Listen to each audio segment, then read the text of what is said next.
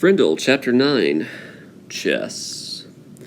Mrs. Margaret Chatham had been the principal of Lincoln Elementary School for 18 years. She knew Mr. and Mrs. Allen because they had all served together on the building committee when the old Lincoln School was torn down and the new one was built 6 years ago.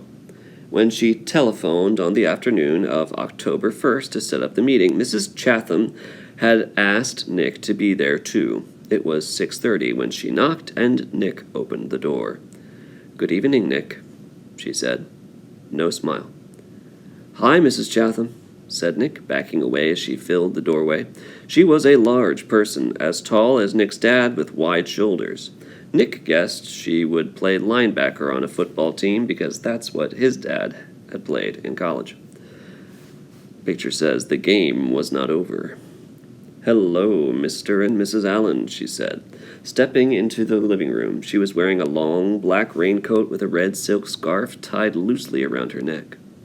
She kept her coat on but took off the scarf and tucked it into her left pocket. She shook hands stiffly with both of Nick's parents before sitting down on the chair to the left of the couch. Nick's mom and dad sat on the couch, and Nick sat on the rocking chair that faced Mrs. Chatham across the low coffee table. "This is not an easy visit for me. We are having some trouble at school, and it appears that Nick is in the middle of it." Then, while Nick's parents listened, Mrs. Chatham laid out the story as she saw it. Nick encouraging the other kids to use his new word, Mrs. Granger forbidding it, the ruined fifth-grade class picture, hundreds of kids staying after school, and a general feeling that there was a rebellion at school, with no one respecting the rules anymore.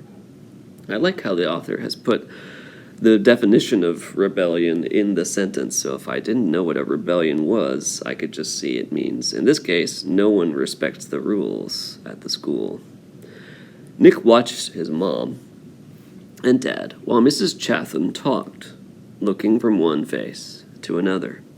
His dad was listening carefully, nodding and frowning. He looked embarrassed about the trouble, but his mom looked kind of annoyed.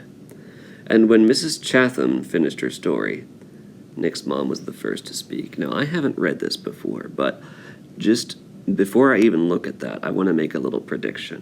Just hearing that there's a difference between dad and mom. Dad's embarrassed. I feel like dad is probably on the principal's side or Mrs. Granger's side, that he thinks this is a problem that Nick is causing. But mom is annoyed, and I know from my background knowledge when a teacher talks to a parent and the parent is annoyed, they're probably annoyed with the teacher. So my guess is that mom is annoyed that Miss Chatham is here talking about this as though it's her son's problem. That's just my prediction. Okay, now I'm going to actually read and find out if I'm right. Nick's mom was the first one to speak. "But doesn't all this seem like a lot of fuss about something pretty silly?" Nick sat quietly, but in his mind he shouted, "Hurrah for Mom! Hurrah for mothers everywhere!" His mom wasn't annoyed with him. She was annoyed with Mrs. Granger, maybe even annoyed with Mrs. Chatham. This was getting interesting. Yes, okay, I love it when I make a prediction and it turns out true. Good readers predict what's coming next, and it feels good when you get it right. All right, let's continue. Mrs. Allen was still talking to the principal. "I mean, is there really any harm in the children making up a funny word and saying it? Does there have to be a rule that a word like this may not be used?" Mrs. Chatham sighed and said, "Yes, I suppose it does seem silly, but Mrs. Granger thinks it's rather like keeping children from saying ain't. There have to be standards. That's why we have dictionaries. And really, the problem isn't so much the word itself, it's the lack of respect for authority." Mr. Allen said, "Mrs. Granger's right about that. There have to be standards. We can't have kids walking around saying ain't, can we?" And that's when Nick piped in. "You know that big dictionary in Mrs. Granger's room? The word ain't is right there in the book. I looked it up, and there it was. I don't see why I can't use a word if it's in the dictionary. Mrs. Granger even said that her big dictionary was the law." Nick looked from face to face to face. That stumped them all. He had just launched a first-class thought grenade. Now, I know what a grenade is from my background knowledge. It means something that you toss somewhere and it explodes, creates a big explosion. But a thought grenade, well, it's not creating a regular explosion, it's creating a thought explosion. I think what he's trying to say here is everybody's mind is blown. They can't believe it. Here we go. Well, yes, but, well, as I said, the word ain't and even the word Frindle, these are not the real issue here, said Mrs. Chatham. Mrs. Allen said, well, I think the real issue is Mrs. Granger's reaction to a harmless little experiment with language. It's an overreaction. Don't you think so, Tom? And Mrs. Allen looked at her husband.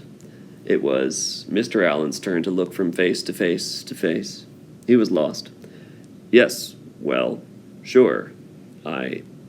I guess so. I mean, it's not like anybody's been hurt. It's not like vandalism or stealing or something like that.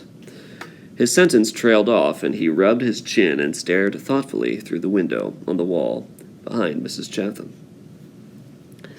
And while the three grown-ups sat there in an uncomfortable moment of silence, Nick had a sudden vision of what was really going on here.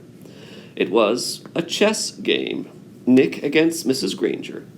Mrs. Granger had just tried to end the game by using her queen.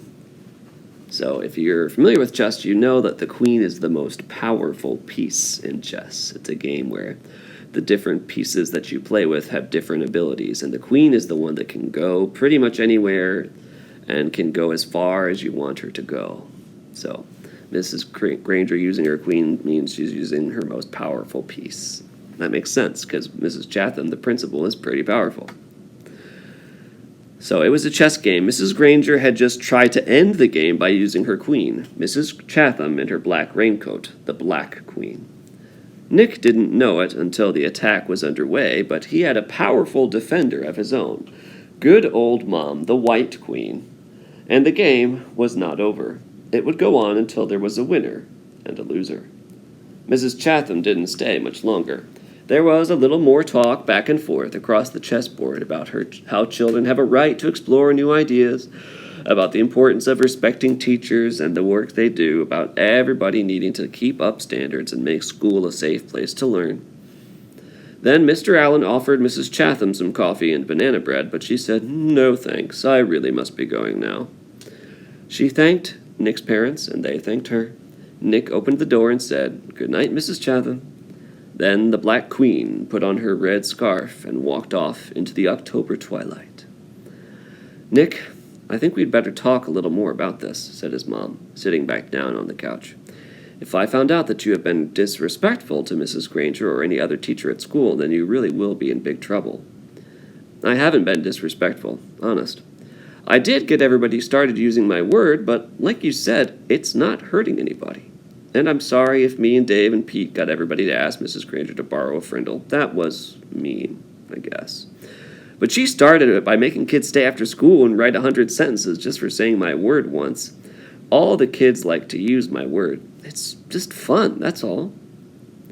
"Well," said Nick's dad, "if it gets everyone upset and makes the principal come talk to your mother and me, then it must not be fun for everybody, is it? And I think you should just tell all your friends to knock it off right now. Tomorrow." Nick shook his head. "I can't, Dad. It won't work. It's a real word now. It used to be just mine, but not anymore. If I knew how to stop it, I think I probably would. But I can't." And Nick looked at both of their faces to see if that idea was sinking in. It was. Like I said, I won't be disrespectful, but I do like my word. And I guess now we're just going to have to see what happens. And the chessmen, Nick's king and queen, had to agree. The game would go on. So as I read that chapter, I liked how the idea of the game of chess came through the whole chapter. So we had not only the idea that Mrs. Chatham is the Black Queen, or the queen on the black team in chess, but we also saw that Nick's mom is the White Queen. She's the most powerful kind of person acting on the side of Nick and on the side of Frindle. But we also saw that they were talking across the chessboard. There's no chessboard, right? There's no chessboard at this house. The chessboard is an idea. It's this idea that this kind of war about this word is like a game of chess, and both sides are using their most powerful pieces. And even at the end, the chessmen, Nick's king and queen, had to agree. So he's saying, the author is telling us that Nick's dad is like the king and his mom is like the queen in the chess game. So I think that's pretty cool. And it helps me understand what's going on better, at least if I know how chess works. All right, next time we'll read about freedom of the press.